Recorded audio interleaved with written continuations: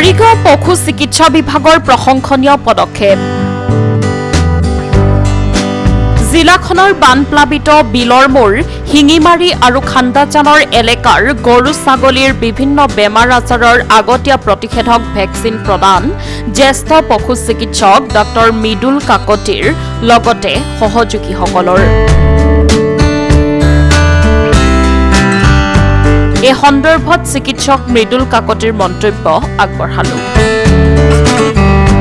এই সদ্যহতে এই বানপানী পীড়িত অঞ্চলত মৰিগাঁও জিলা প্ৰশাসনৰ হৈ মৰিগাঁও ভেটেনেৰীৰ পৰা আমি টিম হিচাপে ওলাই আহিলোঁ।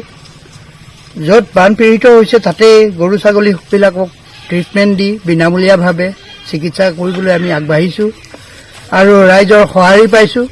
আশা কৰিম শান্তি হ'ব, আনন্দ হ'ব।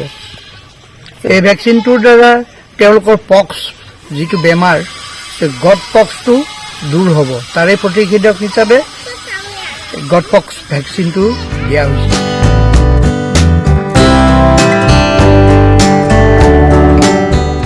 মৰিগাঁৱৰ পৰা ৰাহুল ডেকাৰ ৰিপৰ্ট, সংবাদ লহৰ।